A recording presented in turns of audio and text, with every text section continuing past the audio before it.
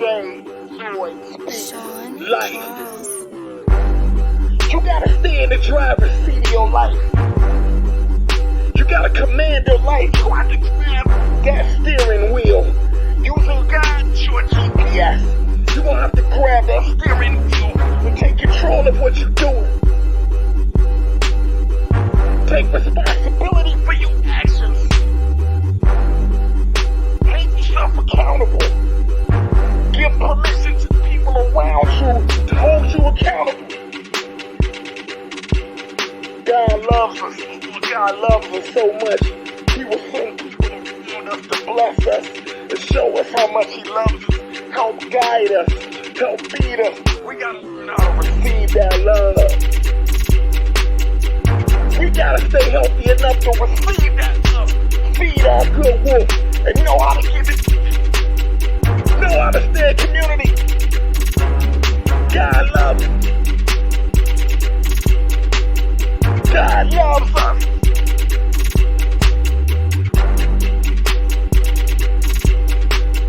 Jay speaks life. Yes. Welcome y'all to another episode of the Jay Floyd Speaks Life podcast, man. You know, this is the week of Father's Day, man. So, you know, I've been doing a lot of thinking, talking to a lot of people. Made a couple appearances on a couple of shows. Shout out to the Pinpoint My Perspective show.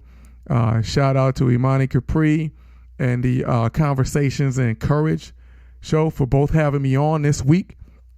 A lot of things are coming around about healing. A lot about the Black community and healing and learning how to love men and women, and what do we need to do to start bridging this gap. So it was really dope to appear on those shows, man. I've been having a lot of thoughts about what I want to do next with my ministry, my message, my next book, which hopefully I'll be able to talk about pretty soon, man. I really I've been kicking around a really good idea, or what I think is a really good idea, man. I think just about love and our ability to give and receive it. So I really want to start getting that out there, man. I really can't wait to start getting that in a fleshed out form so I can release this book, man. My last book was called The Driver's Seat. It was all about how to get out of the back seat of your life and start driving in your God-given purpose. It's really patterned after what I went through when my therapist told me that I was sitting in the back seat of my life. And, the large figures of my life, my mom and my brother, were still sitting in that front seat driving, and because I was taking such a passive aggressive role in my life through my 20s and early 30s, I was basically, it's like a car where I'm sitting in the back seat and there's no driver, so I'm just banging all over the place. I'm just swerving all over the road. I'm crashing into people. I'm hurting people that I'm in relationship with. I'm hurting people that I'm friends with. I'm hurting people that I meet. Hurting myself. Finding myself in bad situations. So that's what I wrote that book for. So if you want to go out to Amazon and check it out, man, The Driver's Seat is still hitting. Still the move, man. But this week is all about Father's Day. And I have a really interesting and really unique episode coming up. I really hope you'll love it. I have a special guest that's going to be on the show. My beautiful wife, Dennia Floyd, also known as Nia Narrates. So, this is going to be really fun. So let's get into this, man. Let's get into this episode. Life. Jay Floyd is a husband, father, and follower of Christ.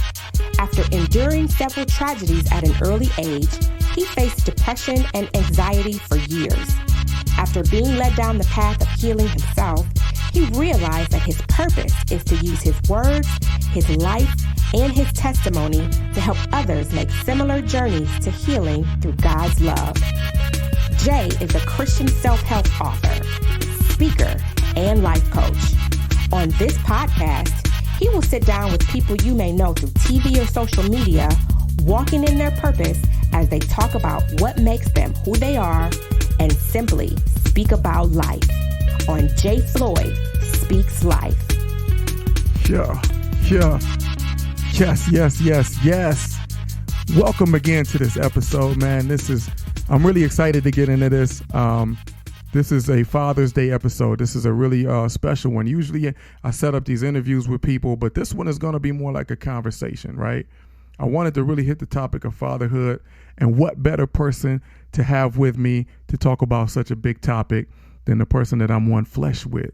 You know, the person who, our experiences with our fathers will directly affect us the most.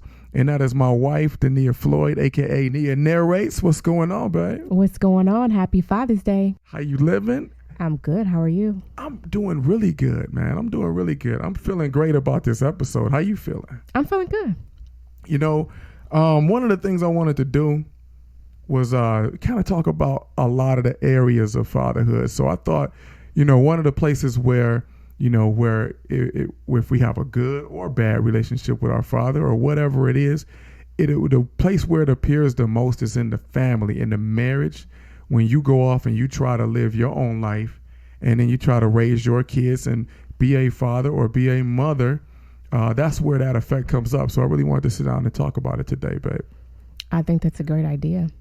All right, so let's get into this. You ready? Let's go. You ready to rock? I'm ready to rock. All right, well, let's do this. Okay, so, for me, one of the things I know, and I wrote down this first question, because for me, historically, sometimes big holidays give me anxiety, right?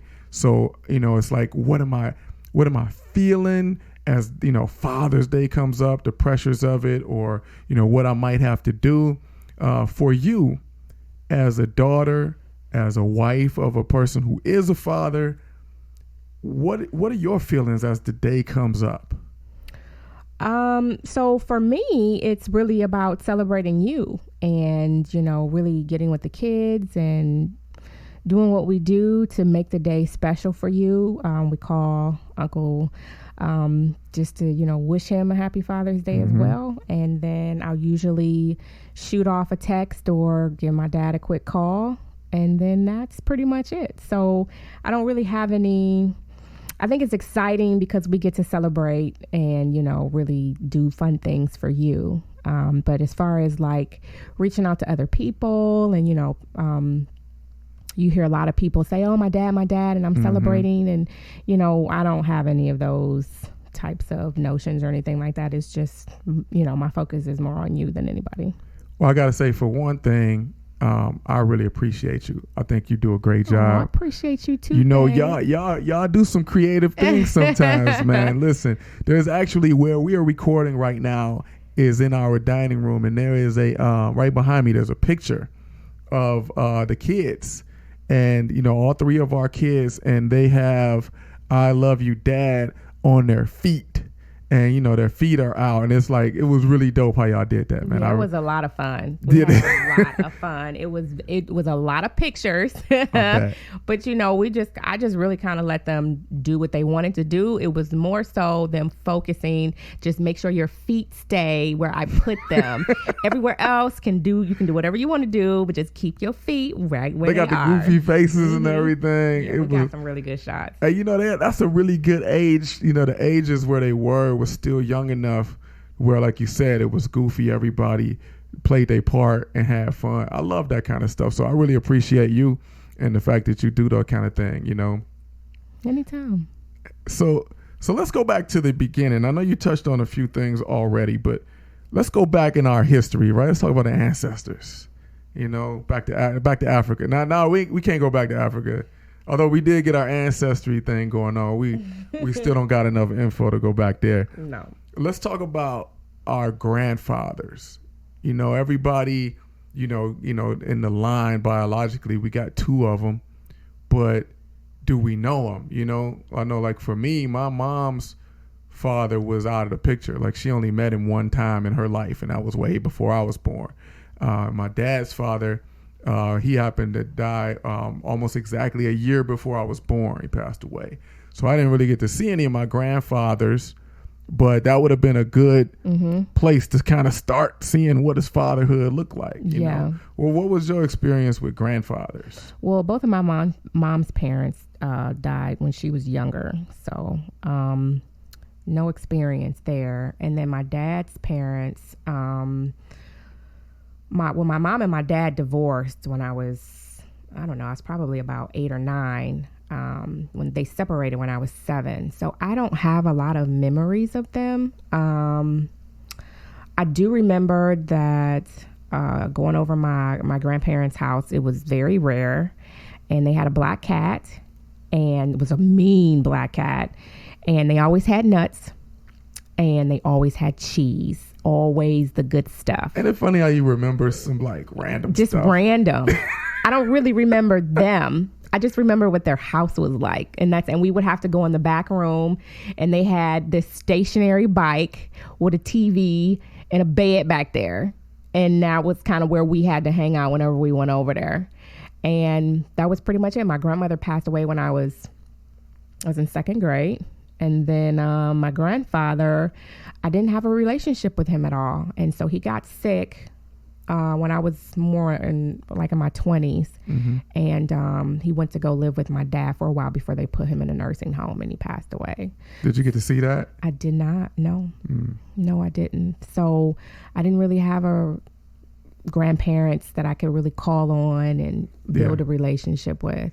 But you have a couple of those mental Polaroids. I got some Polaroids, yeah. Because when you talk the about plastic like on the couches, I got some Polaroids. Or the exercise bike. You know the crazy thing about them kind of memories, you will never forget that. No, even now, 37 years later, I still remember. I still remember. You will be 90 years old talking about the cheese, the nuts. It was good cheese. Listen. I don't know. They had that good deli cheese, and they had all different types. It was delicious. Did they have the pickles? I know a lot of grandparents always had the pickles. No, they didn't have pickles. I don't remember them having pickles. They did have a lot of walnuts, though. What they was had that the crackers. About? Did we stop getting walnuts? Did people stop doing that, or do you got to reach a certain age before you do that? Why get them home when you can just buy them in the bag? They old school. They want to just sit and kick their feet up and crack them open.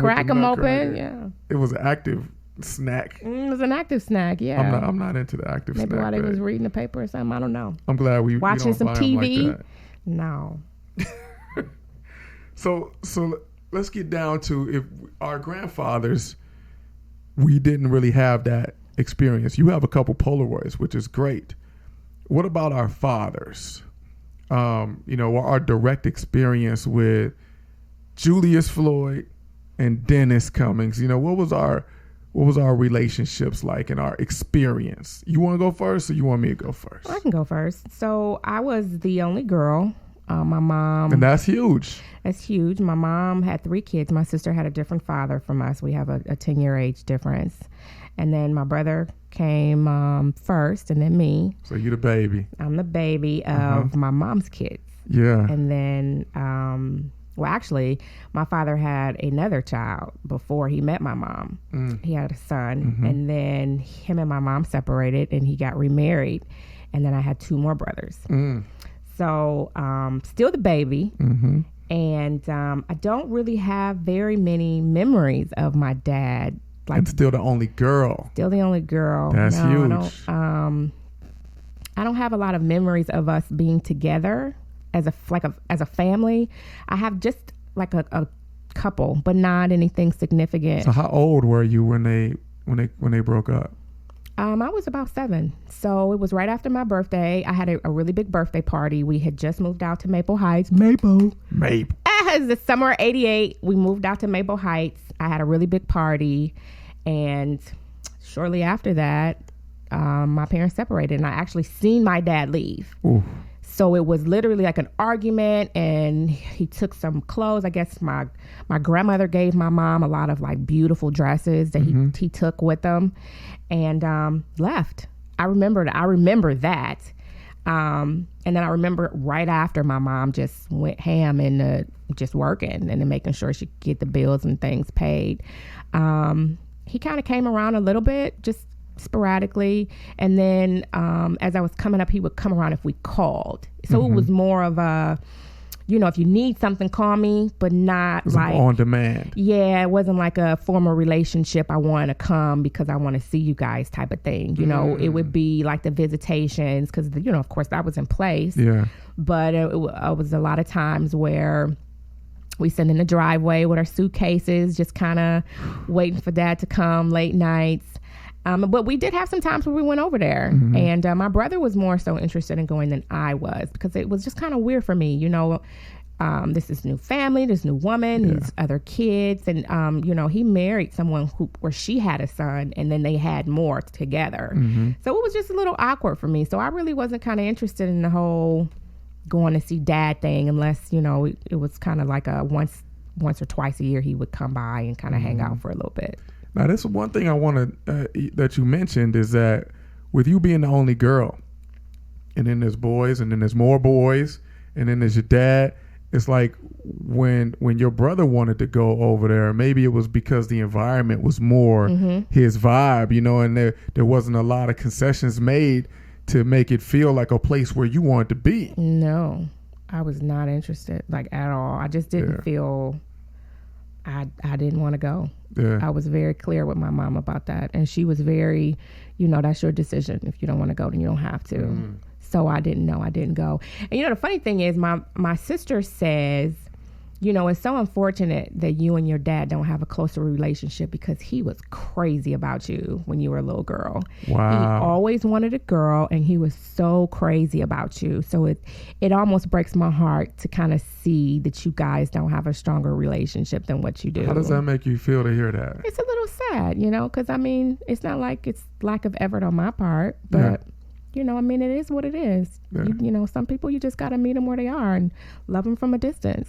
Have you been able to do any work to really, like, sit down and just kind of really say, who is my dad and why would he be like that, to try to understand him and his shortcomings? So I want to say it was right after we got married, because my dad was a part of our wedding. Mm-hmm. Him and my mom walked me down. I wanted to give him the opportunity, even though he wasn't there. I still wanted to give him that opportunity to be able to walk me down. So it was a shared walk. And it was a great day. It was a wonderful day. Yeah. He came around a lot more after that, especially after Honor was born. Mm-hmm. And he really kind of told me stories about how him and my mom met and when they separated, and him and his childhood and growing up. So I got to learn a lot about who he was. Mm-hmm. And kind of understand some of the decisions that he's made. And I think that really kind of changed my thought process on how I viewed him. Yeah. Yeah. So what is it like now? What does it feel like for you now? You know, I love my dad. I don't see him often still. I mean, it was a point last year before, where we would just kind of pop up over his house. Cause, you know, to surprise him. You know, it was like, you know, we don't really know. You just kind of pop up over there just to kind of see him. That was back when he was working. We would just kind of pop up over. He's retired now, but you know, like, I've seen him quite a few times this year, and you know, I always shoot him a text, or, you know, try to spend some time with him. I think it's dope that you set up some time and scheduled time to go do things that he likes.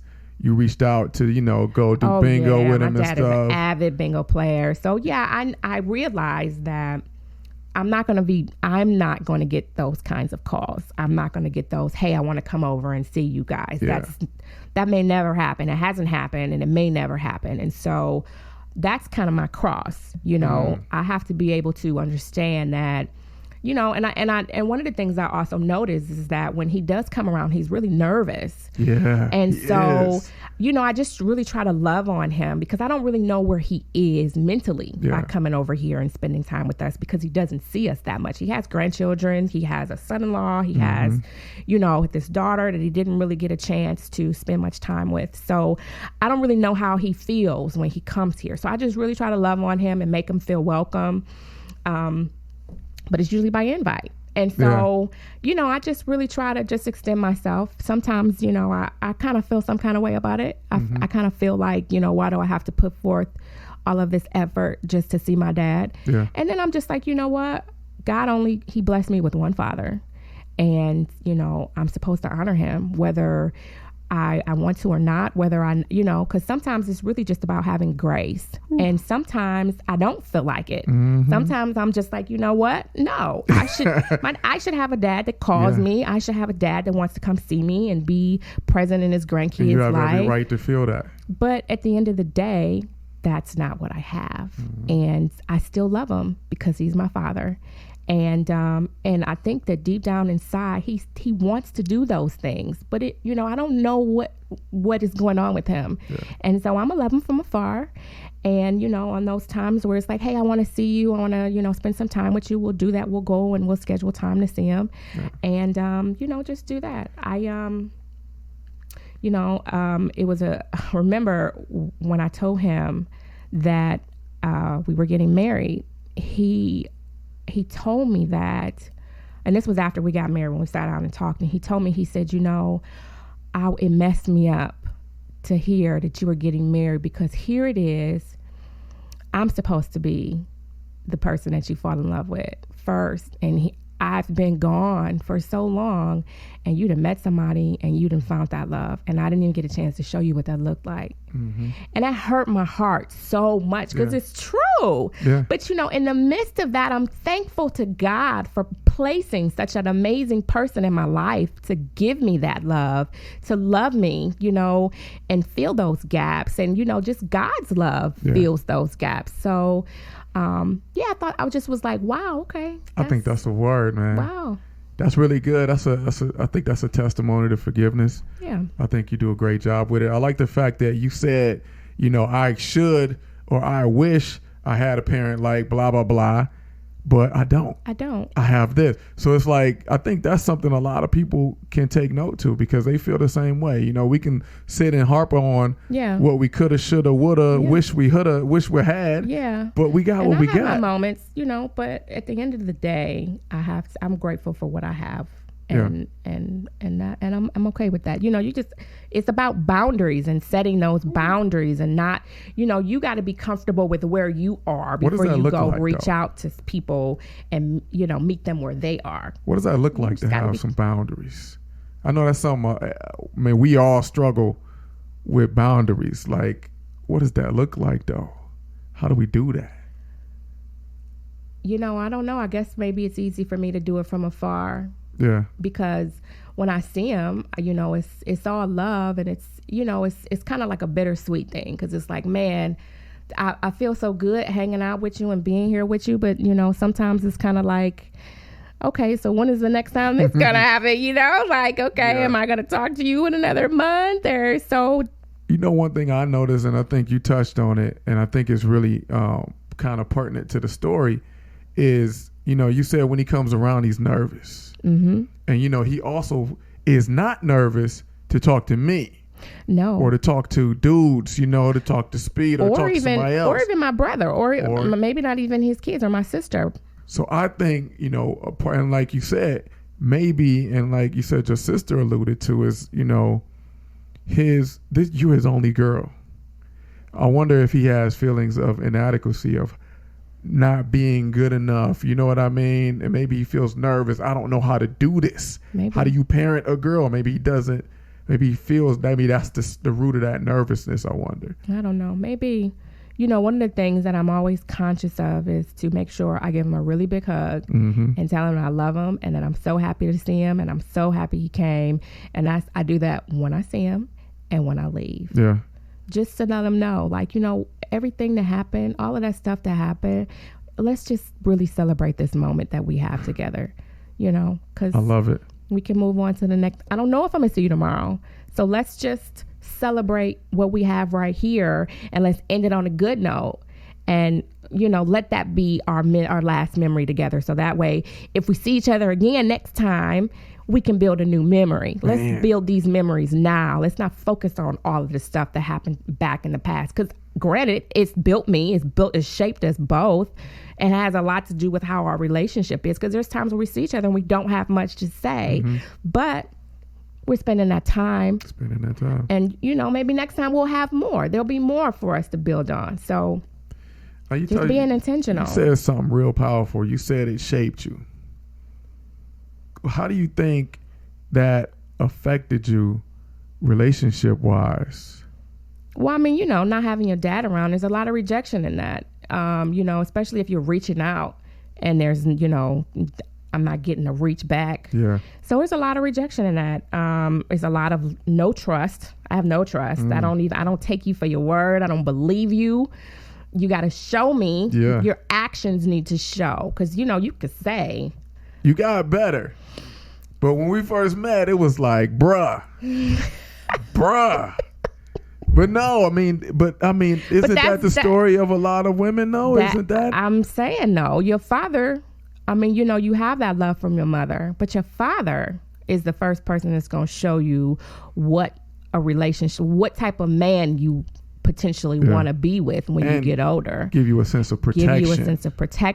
Give you that security, that they give you all of the things, the characteristics that you want to hopefully see and find in the person that you grow up to marry. And I didn't have that. What I did have was what I didn't want. Okay, so I know that he said he coming and he ain't come. So I gotta have somebody who gonna be strong on their word. All right, so I don't want no liar. I don't want nobody that's gonna cheat. You know, so it's so many levels to that. And so I wasn't looking for somebody like my dad. You had the negative list. I had the list of I ain't what I want. Yeah. I ain't looking for somebody like my dad. I'm looking for somebody that is going to love on me, and that doesn't have a face. Yeah, that's powerful, man. You know, and I think I've touched on this a couple of times. You know, with me and my father. You know, my parents got divorced right around the same age. I was 5, except they split up when I was 2 months old. Yeah. So I never really saw them together. They just went through that whole, you know, a lot of couples just take a long time to actually get divorced. You know what I mean? That's what my parents did. It was like, this is over, but let's just linger on it for a while before we really put the papers in. Right. So when they really got divorced, you know, usually, and the thing that I've seen, I won't say usually, but what I've seen a lot is the divorce happens when the dude's about to get remarried, which is what happens for my dad. You know, they just split up, went their separate ways, and when he was ready to get remarried, he had to go ahead and finalize that divorce so he can do it. And, you know, for me, you know, my mom was a really I'm trying to think of the vocabulary word that fits in. I mean, a firebrand. She was She's a firecracker. She's a piece of work. Piece of work. You know, like you know how you know certain people that's like the last one you want to cross. That was my mom, you know, and so he crossed her. And so, you know, bitter divorce, you know, so she was out for blood and vengeance. And, you know, at the end of the day, me and my brother kind of suffered because, you know, every victory that she got caused, you know, my dad to be further away from us, you know. So, you know, growing up, my dad wasn't around, but it wasn't because he didn't want to be. And I didn't know that until I was older. You know, it's not like my mom was like, your father don't want to see you. But it was, you know, as you're young, if somebody don't really explain it to you in a really good, loving way, how are you supposed to know? All you know is you don't see your dad, period. So I just felt like I'm one of those fatherless people. I'm one of those people who don't see their father, and I'm one of those people whose father is not there for them, even though my father would have been there for me at every turn had they not been going through such a rough divorce and him having so many roadblocks to that, you know. So when I got to be an adult, you know, my mom, you know, actually as a teenager, I started making some decisions that my mom didn't really like. Like I got the child support cut off. You know, my dad was like, hey, you turn this thing off and I'll give you anything you want. You know, that was his big thing. Just don't take from me. Right. I will give it to you. You know, and I did. At 16, I was like, let's turn this thing off. Let me see. And he was a man of his word. And it was like, man. So it started giving me a glimpse of if I open my heart to this man, you know, maybe I can, you know, have something after all. I can have what everybody else got that I'm so jealous of. So, you know, by the time I was in my 20s and then finally to my 30s, I really opened my heart to him, and we got a really good relationship going on. And I made the decision, you know, with the help of the Holy Spirit, because it was not just me. I was not mature enough. The decision was made to really just look at him as my father only. At every opportunity I gave him, what did he do?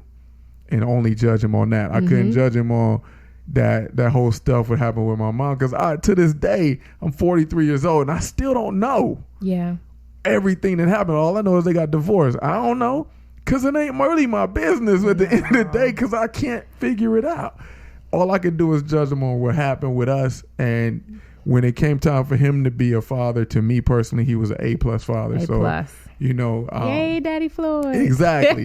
So I kind of got, two sides of it, and I got a little bit of healing. He passed away when I was 34. Actually, when we met.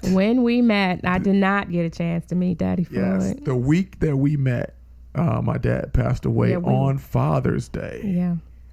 Which is it was rough. It's rough, but it's only as rough as I give it the power to be rough. You know what I mean? So it's just, he passed away on a day.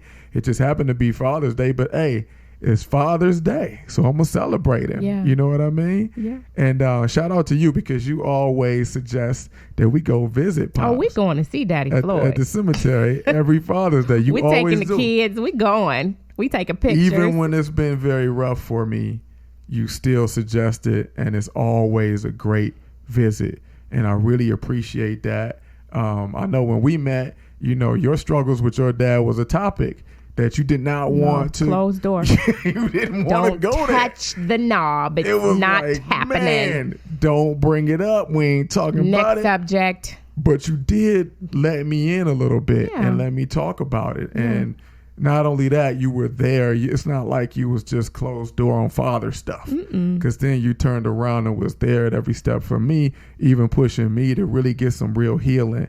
And I really appreciate that. And that's one of the reasons I wanted us to talk about fatherhood, because, all these struggles that we go through, and everybody that's listening, all the struggles we go through, they're going to affect us. And they're going to really hit home when it comes time for us to try to get it right ourselves. Yeah. Try to get married, try to have families and raise kids.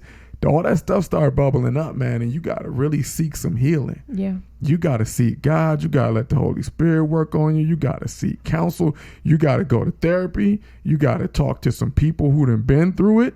You know what I mean? Reach out to your peoples, because God placed people all around us that can help us out with this kind of stuff, man. He absolutely does.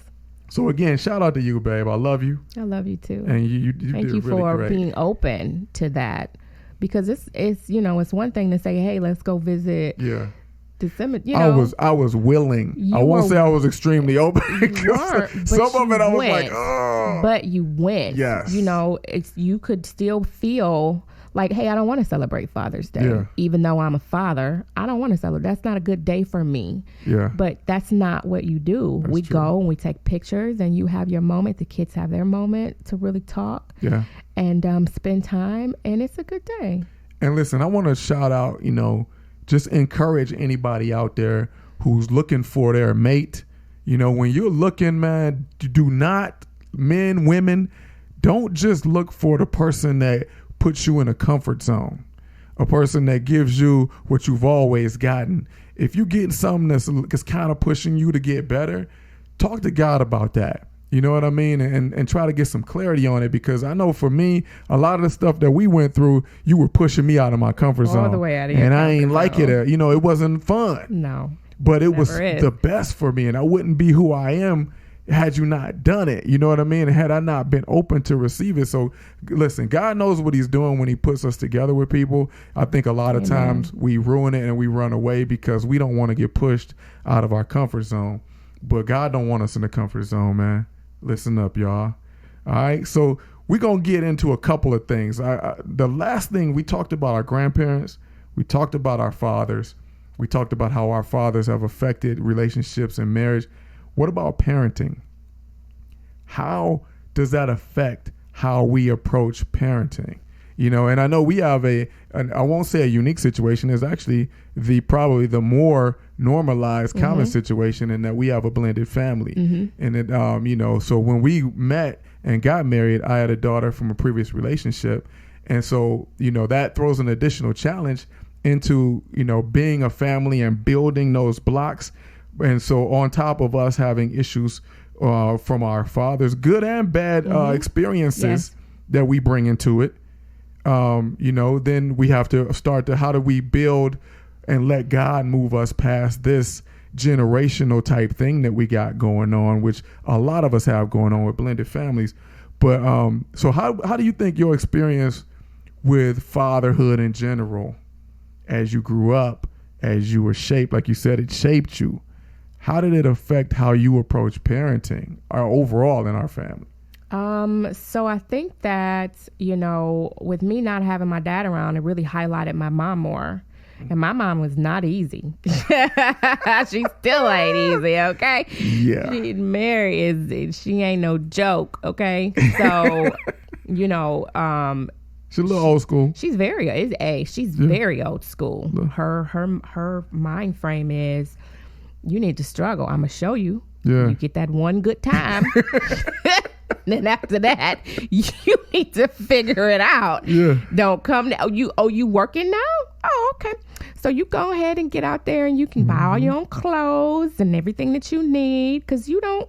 So I learned early to figure it out, and I learned to really not depend on anybody. So is that a plus or a minus? it could be both.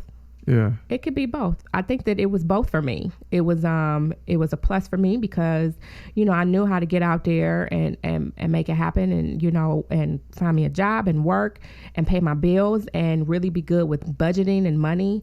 But it was also, when we got married, it was a minus because it was like, okay, I can take the trash out. I can, we about to buy this thing and I'm gonna put it together and fix it myself. And, I don't have to really let anybody in because, I'm really so used to being closed off and handling everything on my own. I'm not going to let you in emotionally. I'm not going to really do that. Show my vulnerabilities. Because I don't have to. I don't have to be vulnerable. Yeah. I'm so used to being on my own and, not having to put those emotions out there. So yeah, it's both, really having to compromise and being vulnerable. Vulnerability is still something that I struggle with. It's still something that I struggle with our kids. Just because, I didn't have that. I didn't see vulnerability when I came out. I want to say that I only seen my mom cry maybe once. And that was only because we broke something. And she just got home from work and she was tired, and she was like, I can't. So it wasn't like oh my gosh, it was a frustration. It wasn't, I'm struggling through something. No, it wasn't. No, my mom was a hustler. She had all kinds of jobs. So I got to see that. I saw her work. Yeah. Her work ethic. So, I think for me, that's kind of what it's been, with parenting, is really trying to be vulnerable with the kids. And, really, I think that I try to pour into them a lot because, with my mom working all the time and my dad not being there, I didn't have that at home. That's really insightful for me, because I do notice that you do that. Yeah. And I didn't know what the driver of that was. Yeah, I didn't have that. I didn't have, stuff that happened in school or, that wasn't like, I'm not coming home and telling my mom about that, I just I would talk to my friends. And if I didn't have my friends to talk to, I'd talk to my sister, or I didn't have anybody to talk to about it. So, I wasn't trying to burden my mom with my problems, knowing that she had all of this work and she want to come home and she just want to kind of wind down. So I really just try to pour into my kids and really just let them know that I love them and, that we can talk. I'm here. We can develop that relationship, because I feel that it's really important to give that to your kids and, have the memories of the first day of school and just have those things that they can look back on. And it could just be because that I didn't have those things. We took a lot of pictures, but some of the things that my dad wasn't there for graduations, any of my graduations, wasn't there for my proms. He would buy me something to wear to it, but he wasn't going to be there for it because he had to work. Yeah. And he wasn't about to miss work for that. So really just pouring into them that love, I guess, essentially that attention that I didn't really get. Wow.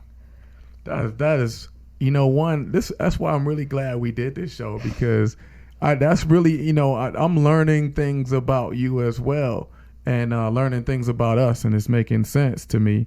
For me, I would say parenting, in my experience, it was more of the lack of my father's presence that kind of affected me in the way that I parent, in the fact that, my dad moved on and got remarried, and we didn't see him a whole lot. I was with my mom. I was completely attached to my mom. I was mama's boy to the 10th degree. And, my mother was what they call an oversharer. Yeah. So she shared all of her vulnerability, all of her thoughts, all of her emotions. And, that leads to what I now know is emotional incest, where you have a relationship with your children and communicate things and thoughts and feelings to them that you should be talking to a confidant about, or your new boyfriend or your new husband about, you know. And she shared that stuff with us. And what happens is you become their emotional support, because the kid don't want to see their parent broken like that. Right. They want to save them. Right. Right. So what, especially for when a woman does it with boys, the boy then becomes, you know, his mission is to save his mom. So when he grows up, he develops relationships that are looking like they're saving their mom type person. You know what I mean? That's why it's an unhealthy thing, you know? And even in parenting, what I try my best to grow out of is to have that type of relationship with our kids, you know, where I'm oversharing or having a, you know, building a thing where they have a sympathy for me and what I'm going through. You know, that's something that you don't want to do. So I always try to check myself to see, man, I'm going to make sure I don't approach this in the way that goes into that territory that my mom did. You know what I mean? I think you do an excellent job at that, because I don't think I've ever seen or witnessed you do that. Yeah, I think I was probably more prone to it when I was younger. Okay. Where, you know, when I was a single dad. You know, because there was more emotional things to struggle through and more of that, you know, and I think a lot of people going through single parenthood find themselves prone to that because they get to see all of that. I think that I did see that when we got married, with coming into the relationship with you and Juliet, because you guys were connected to the hip, and then trying to come into that and really kind of, you know, grow our family and our home life. Yes, because it's a huge challenge, you know, and I know there's a lot of people out there who are single parents, and they know it's a big gulf, because you see a big 2-parent size hole in your child. And so you jump in and try to do your best to cover both halves, and it's just impossible. So the best thing that you could try to do, one, I always tell people, man, you try to heal yourself, you know, and my life turned around the day that I sat down and said, what's wrong with me? And why am I in this situation? Not why did all of this stuff happen to me? Why are these other people doing? No, what's wrong with me? Yeah. And how do I go about fixing it? And that was really the moment everything in my life started to shift. And, you know, I really have to commend you for that, because a lot of people just kind of go through life thinking that it's something wrong with everybody else. Yeah. You know, it's not, I'm about to go see what's wrong with me and how can I get healing so that I can move past this. It's like, these people around me just got issues. It ain't me. It's always something else. It's always somebody. Deflect.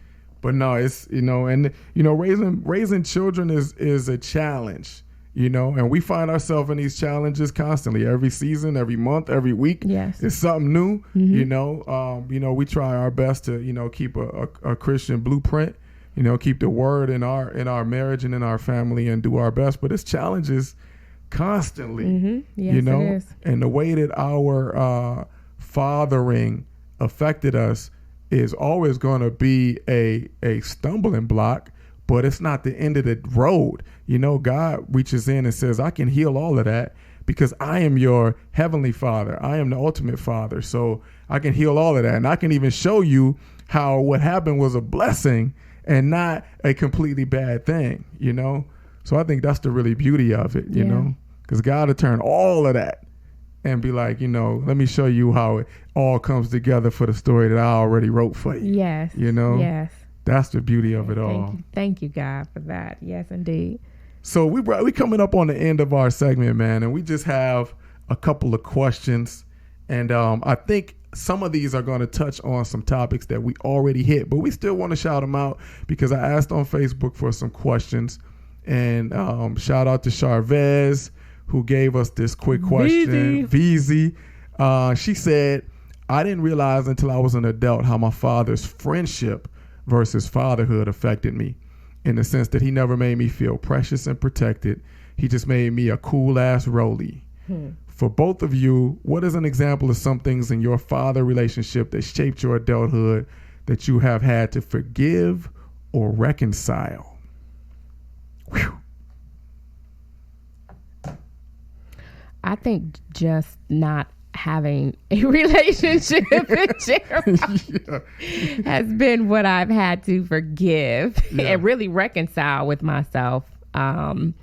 Because, you know, I would have just wanted to have, instead of it being, okay, I'm over here to go take you shopping this one time a year that I come over, it'd be, come on, let's go for ice cream, and you tell me about how life is and what's going on, or let me call you once a week and chat with you. So I would have enjoyed to have that.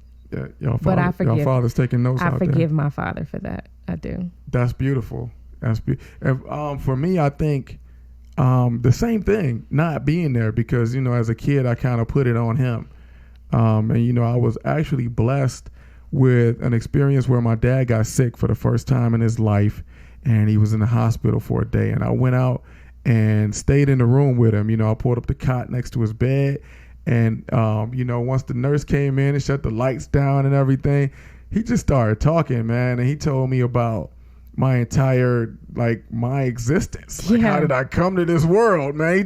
It was like, and I remember, because he called my mom Dorothy instead of your mother. He always said your mother. Put a name to her. Yeah. That day he said Dorothy, and I looked over and I saw that he loved my mother. Oh, absolutely. And that absolutely loved your and mother, that changed my life. I never, ever thought about that. Never even pieced together that my parents had love. Such a gift to you. Yeah. For him to do that. So that moment, you know, I won't even say I had to forgive or reconcile, man. The Holy Spirit put me right in that situation and was like, look, just look and watch and see the clarity of where you came from. And so, it changed me. All right, so we got another question from my man LS Royal. LS sent he sent like 17 questions. We love you. Thank you, LS. Thank you so much. That's my man's though, man. I love LS, man. So first one, he said, do you feel the negative stigma about fathers is changing? Whew.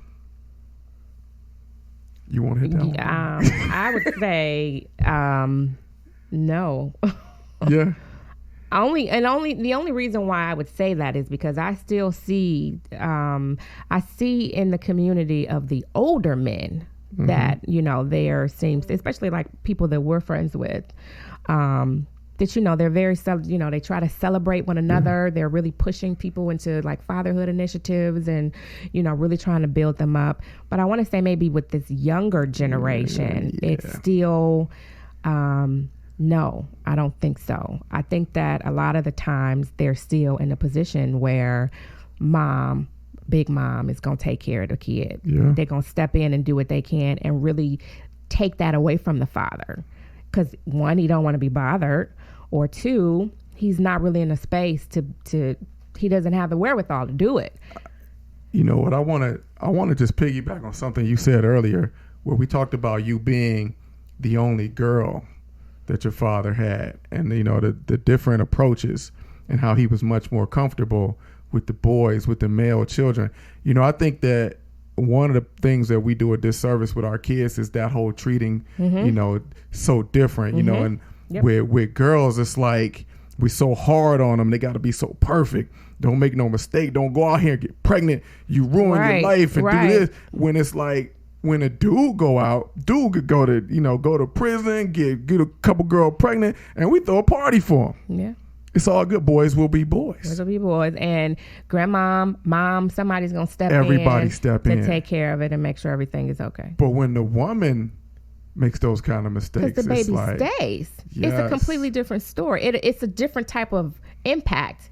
Ain't nowhere to run. No, you have this baby that you're raising, and everybody's impacted by it, where, you know. And they're going to put it right in your face. They're going to hold you to it. The men they're not held to that type of responsibility. Now, granted, it's a responsibility for both parents, because they both, from jump, came out and said, hey, we've connected.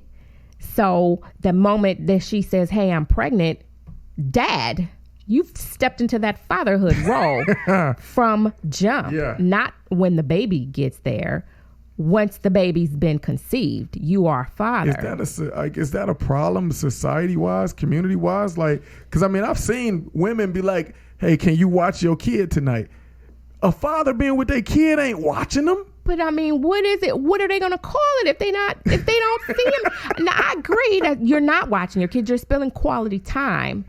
But if you only spending quality time every 6 months, once every year, I can't catch you. Now, on the flip side, let me not say that it's like that for all men, because there's some men out here who really want to spend time with their children, and they don't have the opportunity to do that because maybe the mom's being petty or something's going on where they're really trying to do what they can do to get their kids, and that's not happening for them. Yeah. So I think there's just a lot of obstacles. There's just a lot of obstacles, and you know, until both parents want to step up and be parents, whether you're in a relationship or not, because that's not the kid's fault. Yeah. Then it's just gonna always be a challenge. It's always gonna be a challenge. I agree with you. You know, I want to. How do you feel about that, babe? What are your thoughts on it? Man, it's really a tough one in that you know, in this society, it's kind of commonplace like that. And I do think that I would like to say it's changing, because I do see some very vocal fathers stepping up. I see a lot of blended families, you know, fathers and stepfathers dapping up and taking pictures and stuff.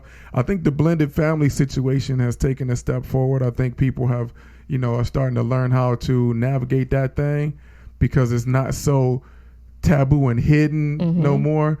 You know, so now that it's more out, I think people are getting more mature about it. But I do agree with you. The younger generation of parents still got that thing where it's like it gets dumped on the mother. The father kind of gets the skirt, you know. And I was kind of just talking about this on Pinpoint Your Perspective last week, is the mom ain't got nowhere to run, man. The dad be gone, man. Yeah. Dad be out, man. And so, you know, that's one thing. Hopefully the young brothers, man, and you know, I build with a lot of young cats, and I got a lot of hope for them, man, because you know, I got a lot of hope for them. Absolutely, I do too, because it definitely can change. It absolutely can. All right, now this one is a unique one. He said, "Do you see a balance in the son and daughter relationship, or is one more important than the other?" So, from a father, is that more important for the son or for the daughters? I don't think that there should be I don't think it should be an importance placed on one or the other. I think they're equally important. You know, the daughter needs to know who her father is so that she can learn the things to look for. She needs that love. But for both children, their parents are the first one to show them what love looks like, and they need it. Now, granted, they may need different things from it, but they both need it. So I think that the daughter needs to be able to see, hey, I have this man that she has to grow to love, you know, because she loves mama when she come out. Yeah. They automatically attach to mom. Yeah. So they have to build this relationship with dad. They gotta meet that dude. Being able to have that and walk in that as they grow, to kind of develop those things and learn what it is that they're looking for when they get older. What they need to watch out for, you know, have that security that they need. And then for our young sons, they need to be able to see what a man looks like, what it looks like to love on mom, what it looks like to, you know, be responsible and do things around the house, and grow into the man that you're going to be. So I think it's important from both ends. I don't think that it should be an importance one or the other. I think that they both need it. For me on this one, I'm gonna go ahead and say what a great husband knows how to say. I agree with my wife 110%. But do you agree with me? No, don't say that. I do. I agree with my wife 110%. Don't say it if you don't agree. You are hilarious. But I do though. I think everything you said is on point. There shouldn't be a difference. I think as we touched on in the previous question, we got to stop with this whole, you know, girls this, boys that, you know. Yeah. You know, it kind of ties into another question from LS where he said, do you think chivalry do you think it's a religious, spiritual, or societal act? And is it needed from fathers especially? And, you know, that kind of reminds me of the whole like daddy-daughter thing, you know, take them on dates, take them to dances. And, you know, I've done that kind of stuff, Yes. and I do that kind of stuff. I think I personally do it, though, because I think it's vital that each parent maintains a unique relationship with all the children. Yes. It shouldn't always be the parents taking the kids. You know, sometimes daddy got to be with the kids or each kid. And sometimes mommy got to be with the kids or each kid. You know, I think that's just the way it should be. I don't really look at it as extremely a chivalrous act. I think chivalry and manners are all in the same thing. You know, I think that those come from how you actually get down. So I think for me, you know, taking the girls to the daddy-daughter dance is not really teaching them that a woman should get this or a woman should be that. It may reinforce a great bond between us, but the way I treat you is going to tell them what a man should do to a woman. Yes. You know, if I'm around here yelling at you or if I'm trying to hit you, that's what they're going to think is what love looks like to a woman and what they should deserve. And I think that it's really important that you say that because, you know, Juliet has a unique situation. Absolutely. To where she has her mom and then she comes here and she has you and she sees, you know, she's with us. Absolutely. And so she gets a chance to see that, Yep. to see her dad in that space that maybe, you know, most kids don't have the opportunity to see. So that's really good that you said that because it is important. And it's something I would have loved to see when I was younger, you know, to see how my Me as dad well. got to navigate. I got to see it when I was as well. older and I pieced it together like, oh, now I get what he's doing. All right, now this next one comes from a niece Marshall Glenn. Niece Boogie. She says, how important is it for fathers to show their children affection, especially the boys? Very. I think that a lot of people come up, men, they come up thinking that it creates these soft kids to not show them, like hug them and, you know, love on them. And I completely disagree with that wholeheartedly. I think that, you know, all kids deserve to know what that looks like. Pick your kid up, hug him, give him a kiss, tell him you love him, let him cry. Cause you know, you're teaching them that it's not okay for them to have emotion. It's not okay for them to feel things, and they gonna grow up confused. Yeah. And they gonna pass that on to their kids or their friends or whoever. Right now, we suffer from, we don't know how to have affection. No, you can't give a brother a hug or dap him up without him thinking, hey, that's so. We were at the parade the other day, and I seen this guy. Somebody came up, this young kid came up and gave him a hug, and he was like, "Oh no, bro, we don't do that. You dap me up." Why can't he give you a hug? Yeah. It's like, come on. We need more human contact. I firmly believe that. I think that as a people overall, we only learn how to touch each other in a sexual way, man. We don't know how to, there's a lot of power in a human touch. Ain't nothing wrong with hugging somebody, man. The best gift you can give somebody is a hug or a smile. Yeah. And it's free. Or even saying you love somebody. That's like, it's problematic these days, you know, for men and maybe even women too. You know, we have a problem telling each other that we love each other, you know, until we gone, you know, we get our flowers after we dead, you know. So I agree with you. I think the affection thing is vital. Yes, very vital. I think that, you know, boys need to learn at a young age. You can say you love somebody, that you can hug people, that there's nothing wrong with physical touch. You know, we need to start divorcing intimacy away from sex. Sex is not the only way that intimacy occurs. People overall need intimacy with each other. And you never know what a person is going through and what that hug could do for them. Absolutely. That smile, that, you know, that kind word. We are still human. Yeah. And we still need to be able to have some humanism and not really kind of make our kids feel like they can't express themselves because they just turn to other emotions. That's true. To express themselves, and it's just not fair to them. My babe said humanism. Y'all got my babe throwing around the triple word scores on y'all.